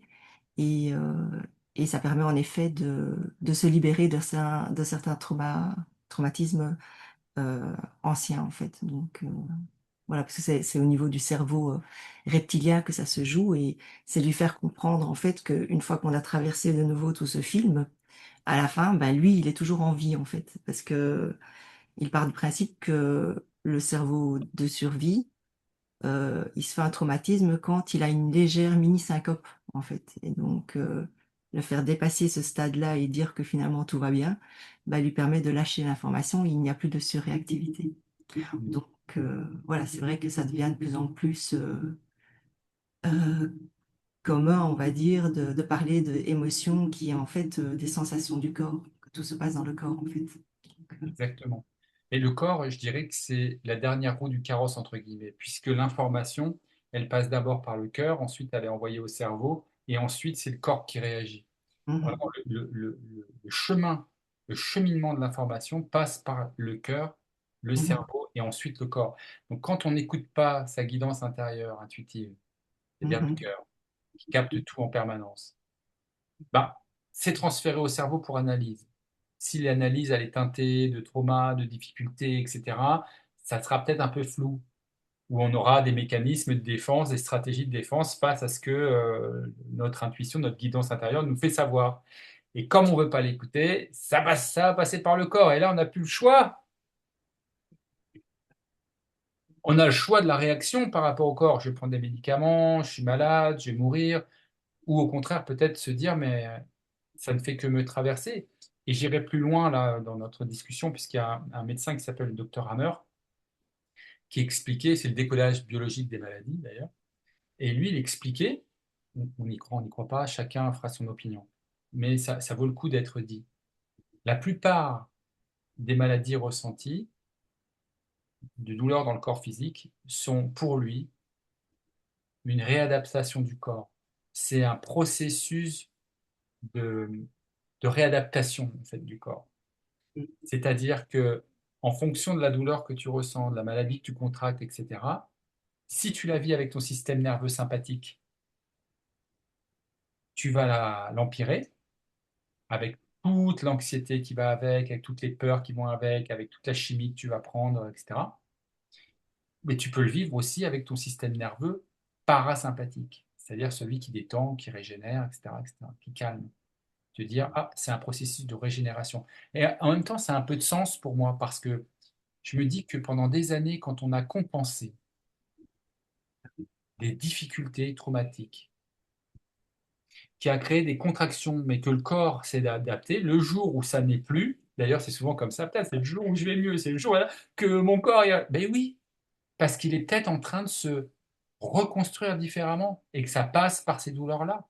Donc cette compréhension-là, elle peut aider aussi à traverser ce processus. Se rappeler que c'est une réparation, ça peut ne pas l'être, mais pour beaucoup c'est une réparation, et observer ce qui se passe sans juger. Et l'observer sans juger, ça apaise quoi? Ton système nerveux. Et l'enjeu derrière tout ça, c'est ton système nerveux. Et mhm, l'un des moyens qui existent aujourd'hui, bien reconnu par la science, dont on a beaucoup parlé avec Anne il y a une certaine année, c'est la cohérence, l'harmonie entre ton cœur, ton cerveau et ton corps. Et on sait exactement aujourd'hui comment mettre en cohérence, en harmonie, la communication entre le cœur et le cerveau. C'est à 0,1 Hertz. C'est le champ de fréquence des baleines. C'est très subtil. Et on sait très bien comment faire. Et plus ton système nerveux est en cohérence, plus tu es dans l'œil du cyclone, malgré le chaos apparent. mhm. Ok. Et donc, cet effet d'observateur qui est simple, qui est facile à mettre en place, qui ne nécessite pas tout plein d'explications, eh bien, il va le réduire comme une peau de chagrin, cette, ces inconforts avec lesquels on lutte, encore une fois, comme un oiseau mazouté, comme un goéland mazouté. Ben, on va lui mettre un petit peu d'eau propre, on va le nettoyer, ce goéland, pour qu'il puisse voler de ses plus belles plumes. Mm. Et pour moi, ça s'appelle de la résilience. Tout ça aussi, c'est une forme de renaissance aussi. On renaît à soi. Mais encore une fois, c'est une transmutation. Alors, je vais vous donner quand même deux. Alors, une fois qu'on a fait l'observation, je vous donne deux petites techniques qui marchent bien pour moi aussi, de respiration. Une qu'on appelle la respiration alchimique. Et vous allez voir qu'elle est aussi un petit peu contre-intuitive. En tout cas, pour moi, c'était le cas. Et une autre qui est un peu plus perchée, dans le bon sens du terme, mais qui me fait un bien fou et que j'applique aujourd'hui très facilement. Donc la première, c'est juste, encore une fois, on va observer la nature. Que fait un arbre en pleine journée? Quel est son rôle en pleine journée? Quel est le rôle d'un arbre? On dit que les arbres, les forêts, c'est le poumon de la Terre. Oui ou non? Que fait l'arbre?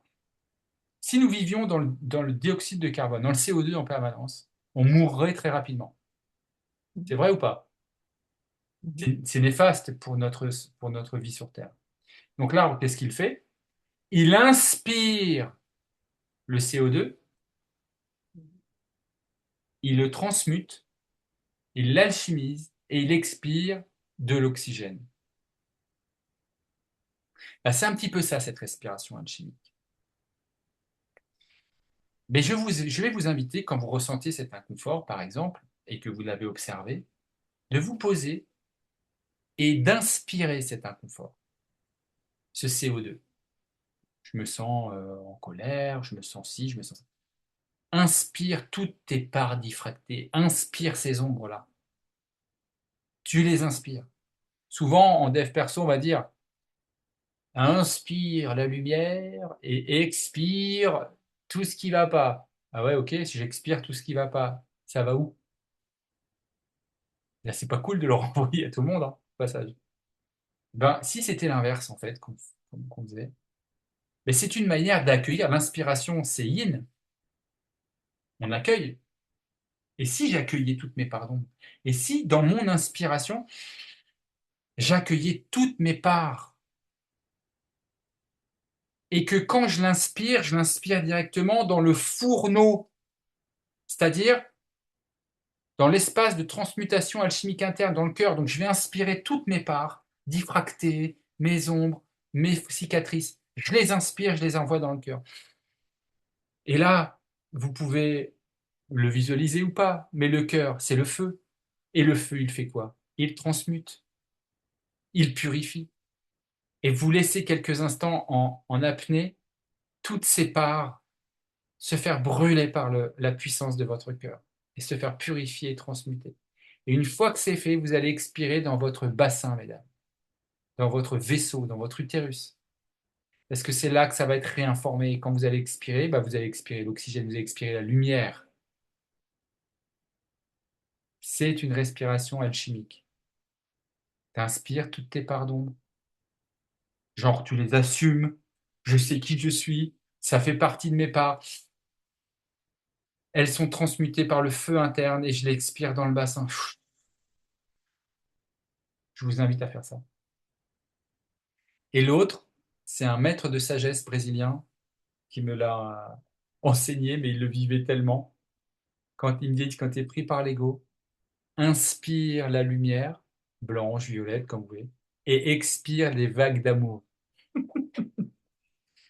Inspire la lumière, blanche, violette, si ça a du sens pour vous, cette couleur violette, si ça a un sens pour vous, cette couleur blanche.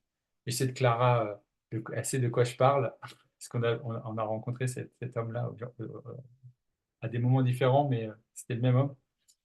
Et je l'ai encore fait aujourd'hui. J'étais dans les magasins et j'ai senti, j'ai observé, parce qu'il y a tout le travail d'observation à faire pour moi en priorité. Et j'ai observé que mon ego, mes attitudes, mes gestes Je dis, tiens, je repars dans des schémas. Et j'étais là en train de me dire, inspire la lumière lente, expire des vagues d'amour. Et mais évidemment, il y a eu ce travail d'observation de soi sans se juger qui a été fait en amont, etc., si vous voulez, hein. Mais bon, voilà. Essayez de comprendre que le monde qu'on nous sert, c'est un monde à l'envers. On a tout inversé. D'ailleurs, le démon, c'est le mot monde, mais en verlan. Deux mots. Démon. Le monde. Souvent, on aime bien utiliser les mots pour faire comprendre les choses, notamment dans le langage des oiseaux. Mais on nous a beaucoup vendu de choses, et notamment dans la spiritualité, qui devient comme une religion hein, maintenant. Bon, bref, c'est autre chose. Mais voilà. Essayons de faire notre propre expérience et d'en faire quelque chose qui fonctionne pour nous. Il n'y a rien de dogmatique dans tout ce que je viens de vous exposer là. Vous pouvez tout remettre en question. Ce qui est important pour moi, c'est de se dire, je ne suis pas soumis à ma boucle émotionnelle, ni au karma, ni à je ne sais quoi. Je peux reprendre mon pouvoir et ma souveraineté. Et ça passe par, de mon regard en tout cas, d'intégrer toutes mes parts, de les accueillir, de les accepter, de les observer. Et comme dirait mon ami Denis Jutras, les ramener au point zéro, là où il y a cette sensation d'équilibre, le cœur, la voie du milieu pour les taoïstes, etc. Voilà. Un petit peu ce que j'avais envie de vous partager ce soir. Merci d'ailleurs de votre confiance, merci d'être là. Et j'aimerais juste recueillir, je vais couper l'enregistrement. Merci de nous avoir suivis, les amis. Euh, Comme là, j'aimerais avoir une discussion peut-être plus intimiste avec vous. Je vais couper là l'enregistrement. Je vous souhaite une belle soirée à toutes et à tous. Et je vous dis à très vite. Je reste disponible si vous avez besoin.